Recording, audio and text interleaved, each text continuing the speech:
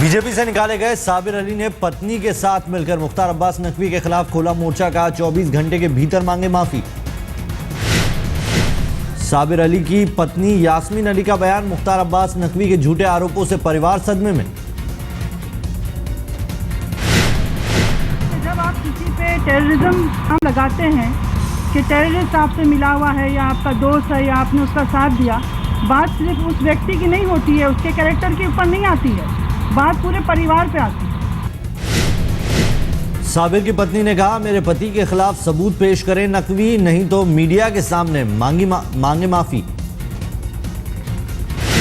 मैं प्रेस वालों से मदद मांगती हूँ कि मेरी मदद कीजिए कि नकवी साहब इस बात का या तो खुलासा कर ले 24 घंटे में, और नहीं तो माफीनामा दें आप लोगों के सामने, अपॉलोजाइज।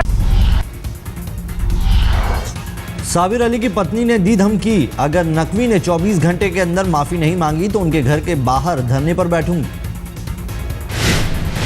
साबिर अली ने कहा, मैं 6 साल तक राज्यसभा में रहा लेकिन मेरे ऊपर किसी ने इतने गंभीर आरोप नहीं लगाए। साबिर अली ने अपने वकील के जरिए मुख्तार अब्बास नकवी को भेजा कानूनी नोटिस। कहा, या तो सबूत पेश करें या देश के सामने माफी मांगे। साबिर अली ने कहा, राज्यसभा में पहले हमसे हाथ मिलाते थे मुख्तार अब्बास नकवी, लेकिन जिस दिन बीजेपी ज्वाइन की उन्होंने मेरे ऊपर किया गंभीर आरोप। राजनीति में वो भी उसी सदन के मेंबर हैं, मैं भी रहा। कई बार हमारे हाथ में हाथ डालकर मुसाफा और सलाम करते रहे, बात करते रहे। मोदी को जान से मारने की धमकी पर तमतमाई शिवसेना। उद्धव ठाकरे ने सामना में इमरान मसूद को दी चेतावनी। शिवसेना के मुखपत्र सामना में उद्धव ठाकरे ने कहा, अगर तुम मोदी को मारोगे तो क्या हम मूक दर्शक बने रहेंगे। उद्धव ठाकरे ने सामना में लिखा, हम शिव सैनिक हैं, लड़ने से नहीं डरते। मोदी को जान से मारने की धमकी देने वाले सहारनपुर से कांग्रेस उम्मीदवार इमरान मसूद जेल भेजे गए। चुनाव आयोग भी कर रही है मामले की जांच। शनिवार को सहारनपुर में राहुल ने कहा था, मसूद की भाषा कांग्रेस की नहीं लेकिन मसूद की पत्नी के साथ साझा किया था मंच।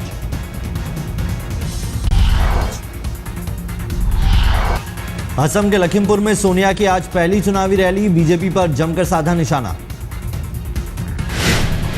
बड़ी बड़ी बातें कर रहे हैं, लेकिन उनसे पूछना चाहिए कि जब केंद्र और यहाँ इस राज्य में उनकी सरकारें थी तब उन्होंने आपके लिए और देश के लिए क्या किया है। सोनिया ने कहा, बीजेपी की कथनी और करनी में फर्क, बातों से नहीं होता देश का विकास, यूपीए सरकार ने किया है विकास। झूठे वादे पर विश्वास नहीं करते हैं, हम जो कहते हैं उसे करते हैं। इसी तरह हम अपने 2014 के घोषणा पत्र के एक एक वादे को पूरी निष्ठा के साथ लागू करेंगे। अब से थोड़ी देर बाद दिल्ली के करोल बाग में सोनिया की रैली। खोई सियासी जमीन पाने की होगी कोशिश। मोदी की महाराष्ट्र में एक के बाद एक 3 जगहों पर रैली। बोले, जल्द ही बीजेपी के पक्ष में चल रही आंधी सुनामी में बदल जाएगी। मोदी ने नांदेड़ में कांग्रेस उम्मीदवार अशोक चव्हाण पर उठाए सवाल। चव्हाण को टिकट देने पर राहुल पर साधा निशाना। नांदेड़ की रैली में मोदी ने कहा, कांग्रेस के सभी आदर्श उम्मीदवार। बोले, जिन लोगों ने करगिल के शहीदों के परिजनों को लूटा उन्हें नई सरकार छोड़ेगी नहीं। मोदी ने किया ऐलान, सरकार बनने के बाद हम साल के भीतर स्पेशल कोर्ट बैठाकर सभी दागी नेताओं को सजा दिलाएंगे। उन पर अगर कोई केस चलते होंगे तो हम साल भर के अंदर स्पेशल कोर्ट बिठा करके राजनीतिक अपराधियों को सबसे पहले न्याय करेंगे, सजा दिलवा देंगे। महाराष्ट्र के अकोला में मोदी ने भरी हुंकार। बीजेपी की सुनामी में देश को लूटने वाला नहीं बचेगा।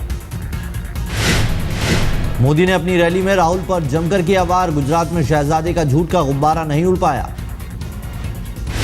क्या आप अपनी माताजी की बातों के गुब्बारे को भी फोड़ देने के लिए हो क्या? अरे शहजादे जी, आप आए थे तो किसानों के आंसू पोंछने बढ़ाने का प्रयास करते हैं, आप यहां पर गुजरात को गालियां देकर के चले गए। मोदी ने कहा कांग्रेस ने 100 दिन में महंगाई कम करने का किया था वादा, लेकिन वादे पर नहीं किया अमल। मोदी ने किसानों की खुदकुशी का उठाया मामला, कहा गुजरात में भी पड़ता है सूखा, लेकिन वहां किसानों के खुदकुशी करने की नौबत नहीं आती।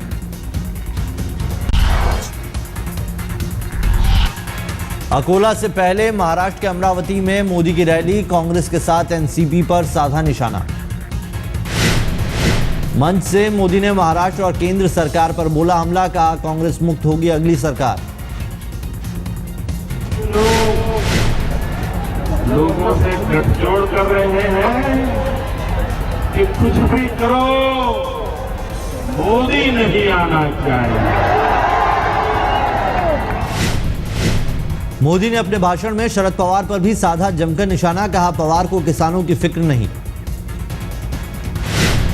क्रिकेट के संबंध में तो आए दिन बयान देने के लिए उनको फुर्सत है, लेकिन मरते हुए किसान के लिए चिंता करने के लिए उनको फुर्सत नहीं है।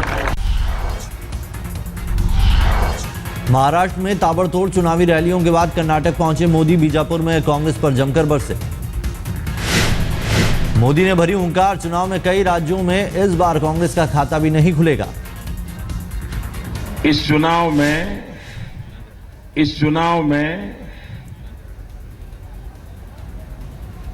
एक प्रदेश में, हिंदुस्तान के एक भी प्रदेश में कांग्रेस को डबल डिजिट सीट मिलने वाली नहीं है।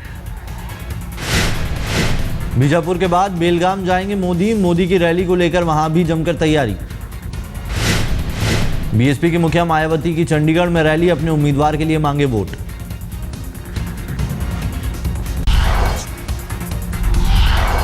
यूपी के आंवला से कांग्रेस उम्मीदवार सलीम शेरवानी ने माना देश में मोदी की लहर तो नहीं, लेकिन उनकी और लोगों का झुकाव जरूर। मैं लहर तो नहीं मानता, मगर मैं ये मानता हूँ कि इस वक्त झुकाव उनकी तरफ है। लहर अगर होती तो लहर तो मैं उसको मानता हूँ जब राजीव जी इंदिरा जी के बाद लड़े थे और 408 सीटें आ गई थी। सलीम शेरवानी ने बीजेपी नेता मेनका गांधी पर भी बोला हमला, कहा हार के डर से मेनका ने बदली सीट। नॉर्थ सेंट्रल मुंबई से बीजेपी उम्मीदवार पूनम महाजन का युवा वोटर्स में खास जोर, कहा चुनाव में युवा मतदाताओं की होगी अहम भूमिका। पूनम महाजन ने कहा पिता प्रमोद महाजन के नाम का फायदा मिले ना मिले, जनता का प्यार मिलना जरूरी। चंडीगढ़ में रोड शो के दौरान केजरीवाल की बिगड़ी तबीयत, प्रचार छोड़ दिल्ली लौट रहे हैं केजरीवाल। मिशन हरियाणा पर निकले थे अरविंद केजरीवाल, पिछले 3 दिनों से कर रहे थे रोड शो। चंडीगढ़ में आम आदमी पार्टी की उम्मीदवार गुलपनाग के लिए वोट मांग रहे थे केजरीवाल, अचानक बिगड़ी तबीयत। केजरीवाल ने प्रचार के दौरान कांग्रेस उम्मीदवार पवन बंसल पर बोला हमला, कहा जनता उनकी जमानत जब्त करवाए। 3 कैंडिडेट खड़े हैं, एक किरण खेर, एक पवन बंसल और एक गुलपनाग। पवन बंसल के बारे में सारे जानते हैं, मुझे लगता है कहने की जरूरत ही नहीं है। बीजेपी ने मोदी की सुरक्षा हल्की करने का लगाया आरोप, कहा कुछ राज्य चुनाव आचार संहिता के नाम पर कर रहे हैं ढिलाई। बीजेपी प्रवक्ता मुख्तार अब्बास नकवी ने कहा आतंकियों से मोदी को खतरा, गृह मंत्रालय से सुरक्षा कड़ी करने की मांग। मोदी की सुरक्षा को लेकर गृह मंत्री से पहले भी मिल चुके हैं बीजेपी नेता, चुनाव में इंडियन मुजाहिदीन के निशाने पर हैं मोदी। बीजेपी नेता यशवंत सिन्हा ने वित्त मंत्री पी चिदम्बरम से पूछा 18 सवाल, विकास के झूठे आंकड़े पेश करने का लगाया आरोप। यशवंत सिन्हा का आरोप, जब वित्त मंत्री बने हैं चिदम्बरम, विकास की दर आई है नीचे। अपने पति जसवंत सिंह के बीजेपी से निकाले जाने पर शीतल कंवर खफा, मोदी राजनाथ समेत पार्टी के बड़े नेताओं को ठहराया जिम्मेदार।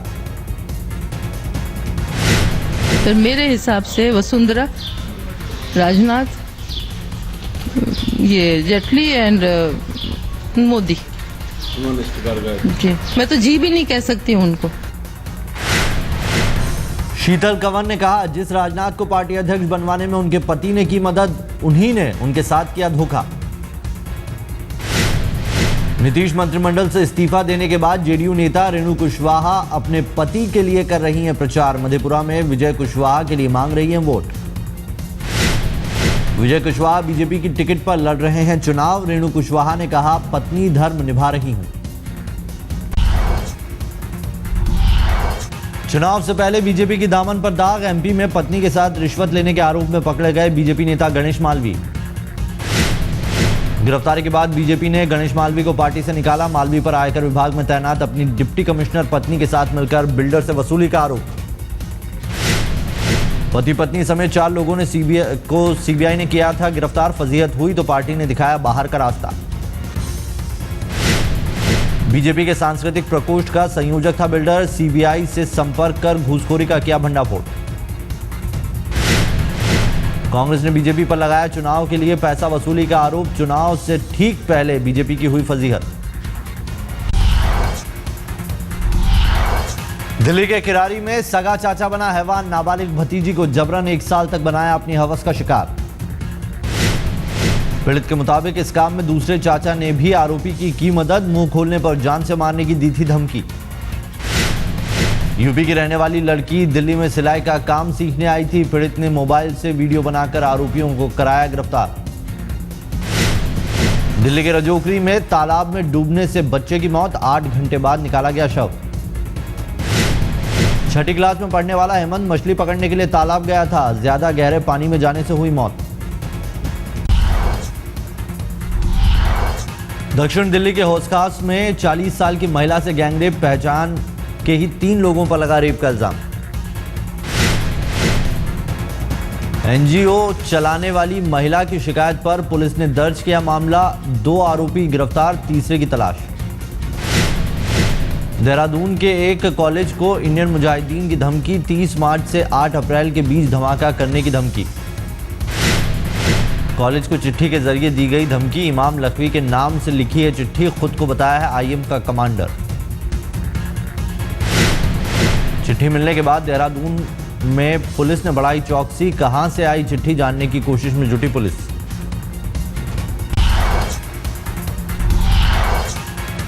मिशन वर्ल्ड T20 में आज ऑस्ट्रेलिया से भिड़ेगी टीम इंडिया। मीरपुर में शाम 7 बजे शुरू होगा मुकाबला। टूर्नामेंट में अब तक जीत के रथ पर सवार है टीम इंडिया। सेमीफाइनल में पहले ही हो चुकी है जगह पक्की। ऑस्ट्रेलिया के लिए करो या मरो का मुकाबला। आज हारते ही हो जाएगी सेमीफाइनल की दौड़ से बाहर। ऑस्ट्रेलिया की टीम को पहली जीत का भी इंतजार। टूर्नामेंट में खेले दोनों मैच हारकर कंगारुओं के हौसले हैं पस्त। पाकिस्तान और वेस्टइंडीज के हाथों ऑस्ट्रेलिया को मिल चुकी है हार। अंक तालिका में 4थे नंबर पर है ऑस्ट्रेलिया। वर्ल्ड T20 के दूसरे मुकाबले में पाकिस्तान बांग्लादेश की भिड़ंत। पाकिस्तान ने बांग्लादेश के सामने रखी 191 रनों की चुनौती। पाकिस्तान ने बांग्लादेश को हराया तो ऑस्ट्रेलिया की उम्मीदें हो जाएंगी खाक। सेमीफाइनल में पहुंचना होगा नामुमकिन। शनिवार को हुए मुकाबले में दक्षिण अफ्रीका ने इंग्लैंड को 3 रन से हराया। सेमीफाइनल में पक्की की जगह। दक्षिण अफ्रीका ने पहले खेलकर बनाए थे 196 रन। जवाब में 193 रन ही बना पाया इंग्लैंड। दक्षिण अफ्रीका के कप्तान AB डिविलियर्स बने मैन ऑफ द मैच। सिर्फ 28 गेंदों पर खेली 69 रनों की तूफानी पारी।